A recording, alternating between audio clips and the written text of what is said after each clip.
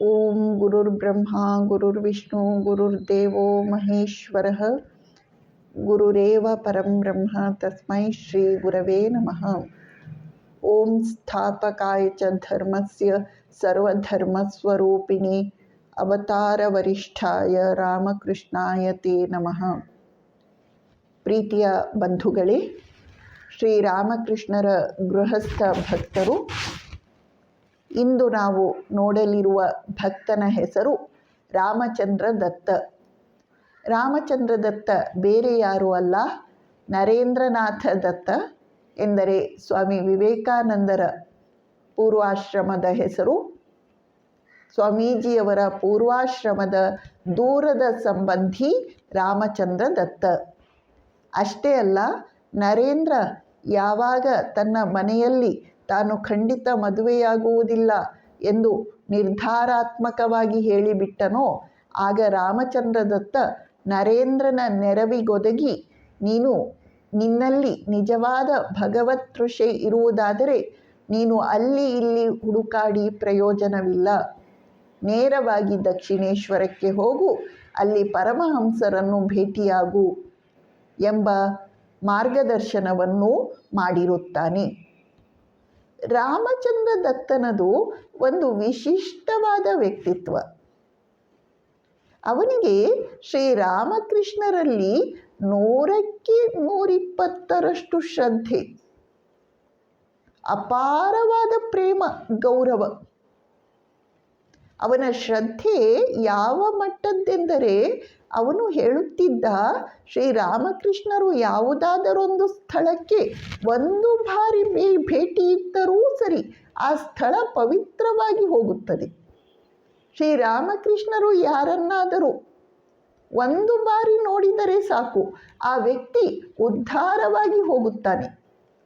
ಶ್ರೀರಾಮಕೃಷ್ಣರು ಸಾರೋಟಿನಲ್ಲಿ ಸಂಚರಿಸಿದರೆ ಆ ಸಾರೋಟು, ಆ ಕುದುರೆ ಸವಾರ, ಕುದುರೆಗಳು ಎಲ್ಲವೂ ಪವಿತ್ರವಾಗಿ ಬಿಡುತ್ತವೆ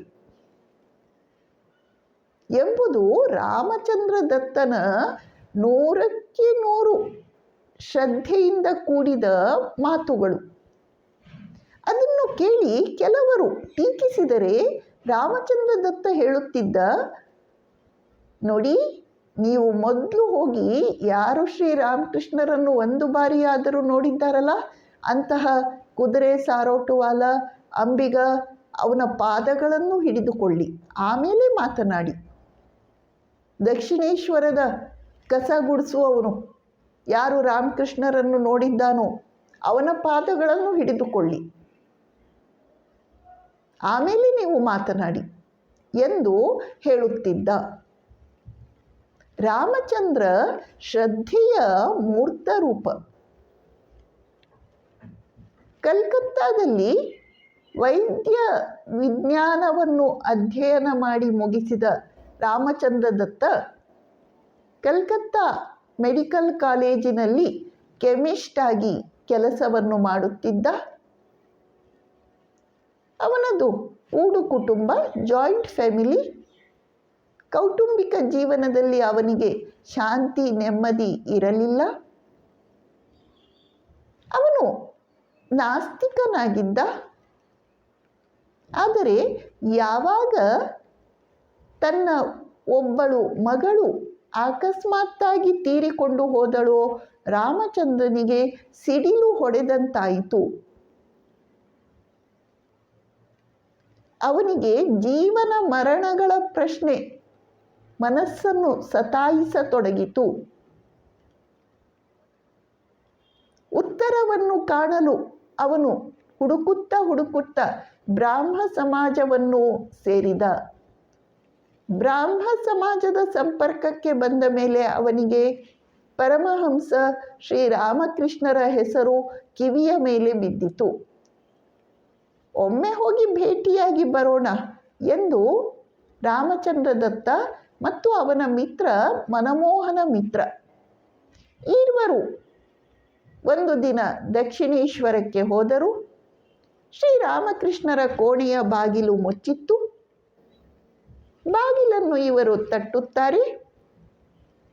ಅವರು ಅಂದುಕೊಳ್ಳುತ್ತಾರೆ, ಒಬ್ಬ ಕಾವಿಯನ್ನು ಧರಿಸಿರುವಂತಹ ವ್ಯಕ್ತಿ, ಜಟೆಯನ್ನು ಬಿಟ್ಟಿರುವಂಥವರು, ಮೈಗೆಲ್ಲ ಬೂದಿ ಬಳಿದುಕೊಂಡಿರುವವರು ಈಗ ಬಂದು ನಮಗೆ ದರ್ಶನವನ್ನು ಕೊಡುತ್ತಾರೆ ಎಂದುಕೊಂಡರೆ, ಬಾಗಿಲನ್ನು ತೆರೆದ ಆ ಕೃಶಕಾಯದ ದೀನ ಸಾಮಾನ್ಯ ವ್ಯಕ್ತಿಯನ್ನು ನೋಡಿ, ಸರಳತೆಯ ಮೂರ್ತ ರೂಪವೇ ಆದ ಶ್ರೀರಾಮಕೃಷ್ಣರನ್ನು ನೋಡಿ ಅವರಿಬ್ಬರೂ ಬೆರಗಾಗುತ್ತಾರೆ.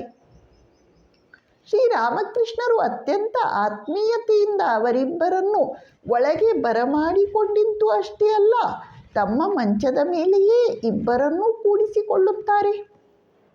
ಶ್ರೀರಾಮಕೃಷ್ಣರಿಗೆ ಅವರಿಬ್ಬರನ್ನು ನೋಡಿದಾಗಲೇ ಇವರು ಮುಂದೆ ತನ್ನ ಅಂತರಂಗ ಭಕ್ತರು ಎಂಬುದು ಗೊತ್ತಾಗಿ ಹೋಯಿತು. ರಾಮಚಂದ್ರನಿಗೂ ಶ್ರೀರಾಮಕೃಷ್ಣರನ್ನು ಮೊದಲ ಬಾರಿ ನೋಡಿದಾಗ ಅತ್ಯಂತ ಆನಂದವಾಯಿತು. ಅಷ್ಟೇ ಅಲ್ಲ, ಇವರು ತನ್ನವರೇ ಎಂಬ ಒಂದು ತೀವ್ರತಮವಾದ ಆಕರ್ಷಣೆ ಅವರ ಕುರಿತು ಉಂಟಾಯಿತು. ಅವರಿಬ್ಬರು ಮಾತನಾಡುತ್ತಾ ಶ್ರೀರಾಮಕೃಷ್ಣರ ಬಳಿಯಲ್ಲಿ, ಮಹಾಶಯರೇ, ದೇವರು ನಿಜವಾಗಿಯೂ ಇದ್ದಾನೆಯೇ? ಇದ್ದರೆ ಅವನನ್ನು ನೋಡಲು ಸಾಧ್ಯವೇ ಎಂದು ಪ್ರಶ್ನಿಸಿದರು. ಶ್ರೀರಾಮಕೃಷ್ಣರು ಅತ್ಯಂತ ಆತ್ಮವಿಶ್ವಾಸದಿಂದ ಉತ್ಸಾಹಪೂರ್ಣ ಧ್ವನಿಯಲ್ಲಿ, ಭಗವಂತ ಖಂಡಿತ ಇದ್ದಾನೆ. ಆಕಾಶದಲ್ಲಿ ಹಗಲು ಹೊತ್ತಿನಲ್ಲಿ ನಕ್ಷತ್ರಗಳು ಕಾಣುವುದಿಲ್ಲ. ಅದರ ಅರ್ಥ ನಕ್ಷತ್ರಗಳು ಇಲ್ಲ ಎಂದು ಅಲ್ಲ. ಹಾಲಿನ ಒಳಗಡೆ ಬೆಣ್ಣೆ ಇದೆ, ಆದರೆ ಅದು ಕಾಣಿಸುವುದಿಲ್ಲ. ಕಾಣಿಸದಿಂದ ಮಾತ್ರಕ್ಕೆ ಬೆಣ್ಣೆ ಇಲ್ಲ ಎಂದು ಹೇಳಲಿಕ್ಕೆ ಬರುವುದಿಲ್ಲ.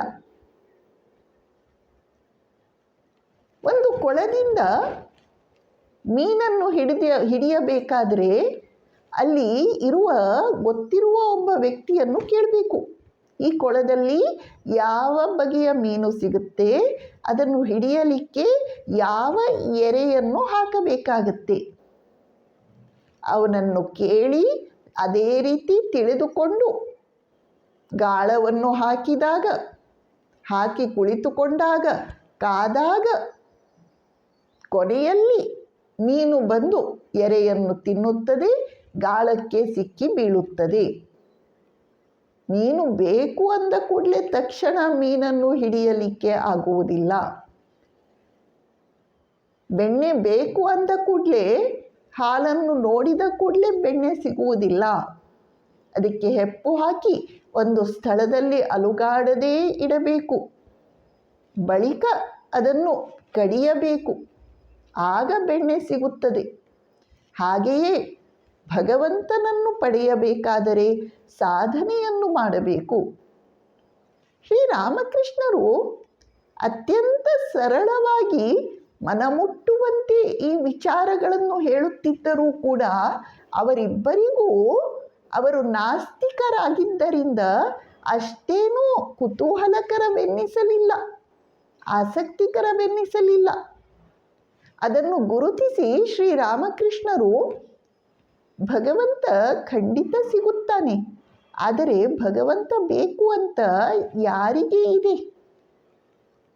ಅವನು ಬೇಕು ಎಂದು ಕಣ್ಣೀರು ಹಾಕಿದ್ದೇ ಆದರೆ, ಪ್ರೇಮ ಭಕ್ತಿಯಿಂದ ಪ್ರಾರ್ಥನೆಯನ್ನು ಮಾಡಿದ್ದೇ ಆದರೆ ಅವನು ಖಂಡಿತ ಸಿಗುತ್ತಾನೆ ಎಂದು ಹೇಳುತ್ತಾರೆ.